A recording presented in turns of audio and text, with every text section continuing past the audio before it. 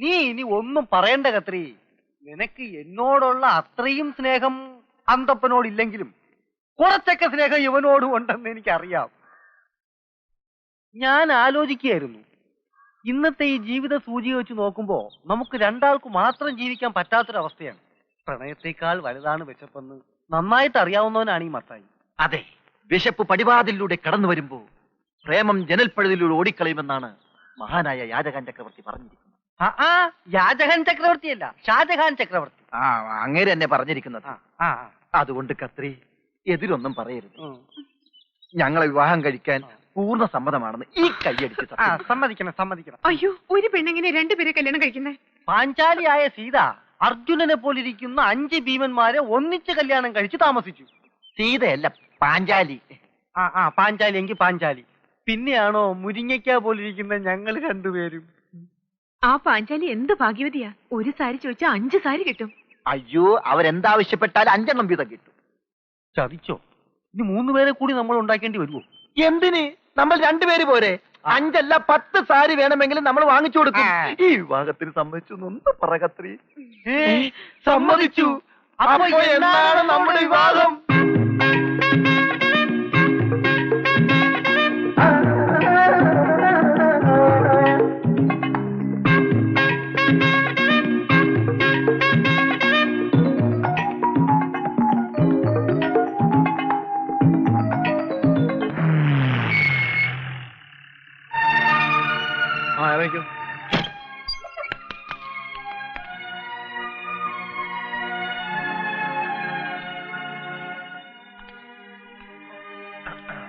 പേടിയൊന്നുമില്ലല്ലോ. ഗർഭസത്യാഗ്രഹം സിന്ദാബാദ് ഞാൻ വിളിക്കുമ്പോൾ നിങ്ങൾ എല്ലാവരും ഏറ്റു വിളിക്കണം. ഗർഭസത്യാഗ്രഹോ? ആർക്കാണ് ഗർഭം? ഓ, 10-20 കൊല്ലം മുമ്പുണ്ടായ ഗർഭമല്ലേ? Sorry sorry sorry. നീ ഒന്നും മിണ്ടാതെ കൂടെ പോയച്ചാ മതി. അവിടെ ചെന്ന് അതും ഇതും പറഞ്ഞ കാര്യങ്ങൾ കുളവാക്കല്ലേ. വെരി കെയർഫുൾ ആയിട്ട് കാര്യങ്ങൾ വാച്ച് ചെയ്ത് ഞാൻ സൈലന്റ് ആയിട്ട് നിന്നോളാം. കമാൻ. ആനിക്കൊച്ചിന്റെ തന്ത താനാണെന്ന് കുട്ടപ്പായി മുതലാളി സമ്മതിച്ച പിന്നത്തെ കാര്യം അന്തപ്പനേറ്റ്. ലക്ഷക്കണക്കിന് സ്വത്തിന്റെ അവകാശിയാവാൻ പോവല്ലേ ആനിക്കൊച്ചി. ഇത് കണ്ട ഇനി ആനിക്കൊച്ചി താമസിക്കാൻ പോണ ഭവനമാണ് ഈ കാണുന്നത്.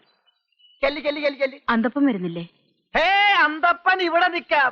എന്തേലും കശപിശ അവിടെ ഉണ്ടായാലുണ്ടല്ല, അന്തപ്പ എന്നൊരു വിളി വിളിച്ചാ മതി. വിളിച്ച് തീരുന്നതിന് മുമ്പ് അന്തപ്പൻ അവിടെ എത്തി. ചെല്ലി ചെല്ലി ചെല്ലി. അല്ല,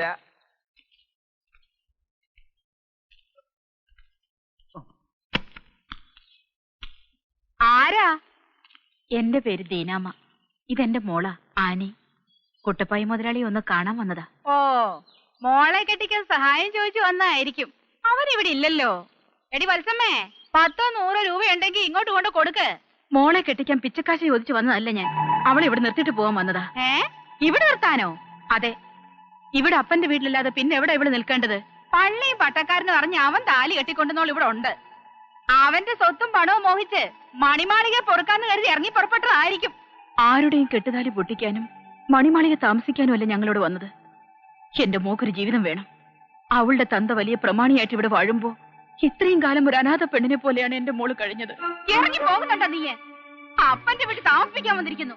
ആ തിരുമോത കണ്ടാൽ അറിയാം മറ്റേനവാന്ന്. കണ്ടവന്റെ പുറകെ ഓടി നടന്ന ആരാന്റെ കൊച്ചിനുണ്ടാക്കിയിട്ട് ഇപ്പൊ അവകാശം ചോദിക്കാൻ വന്നിരിക്കുന്നു. ഇറങ്ങടി, ഇല്ലെങ്കിൽ ചൂലെടുത്തിയ മോത്തടിക്കും. ഇറങ്ങാൻ.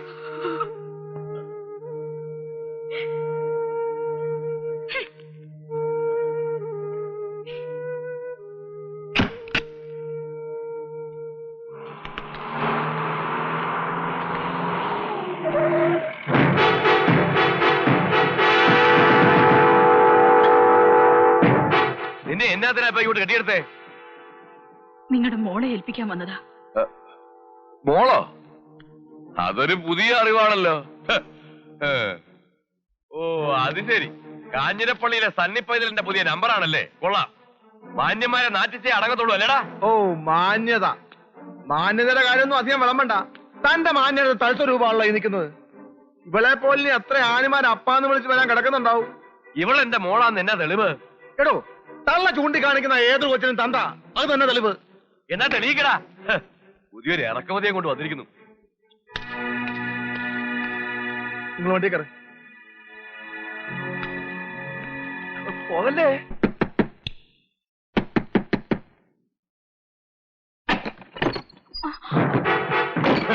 വാട്ടി കഴിവറട മോളെ. കാഞ്ഞിരപ്പള്ളിക്കാർ ഏതാണ്ട് ഒലത്തു എന്ന് പറഞ്ഞപ്പോ നീയും മോളും എന്നെ പരസ്യമായി നാറ്റിക്കാൻ ഇറങ്ങി അല്ലടി. മിണ്ടിപ്പോകരുത്. കുട്ടപ്പായുടെ ഒരു മുഖം മാത്രമേ നീ കണ്ടിട്ടുള്ളൂ. 10-20 കൊല്ലം തന്തയില്ലാതെ വളർന്ന പൊന്നുമോക്ക് തന്ത ഉണ്ടാക്കാനോ അതോ പണം ഉണ്ടാക്കാനോ? എന്താണ് ഇതിന്റെ ഉദ്ദേശം? അവന്മാരുടെ കൂടെ നിന്ന് കളി തുടരാനാണ് ഭാവമെങ്കിൽ താമസിയാതെ കോലഞ്ചേരി പുഴയിൽ 2 ശവം കൂടെ ഒഴുകും. മാനഹാനി മൂലം ആത്മഹത്യ ചെയ്ത അമ്മയും മോളും എന്ന് പോലീസ് മഹസർ എഴുതും. മനസ്സിലായോടി?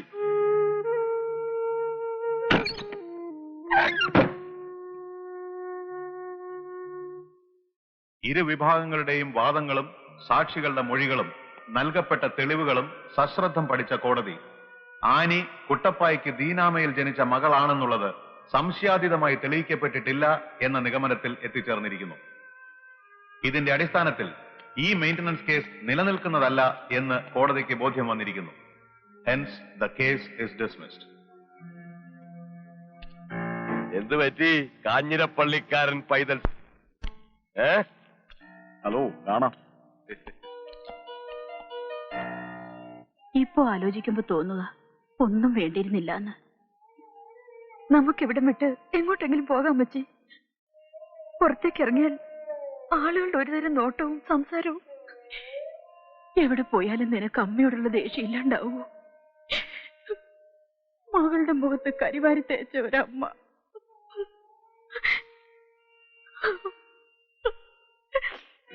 നിങ്ങളുടെയൊക്കെ കുടുംബപ്പോര് തീർക്കാൻ ഞാനും എന്റെ മോളും ഒരു കരുവായി.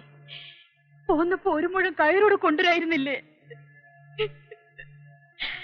18 കൊല്ലം ഞാൻ എന്റെ മോളെ ഈ മണ്ണിൽ ചീത്തപ്പേരില്ലാതെ വളർത്തി. ഇന്നു മുതൽ ഈ തള്ളയും മോളും ആരാ? പഴിച്ചവളും പഴിച്ചു പറ്റവളും. എനിക്കൊരു തെറ്റുപറ്റി, ക്ഷമിക്കണമെന്ന് ഞാൻ പറയില്ല.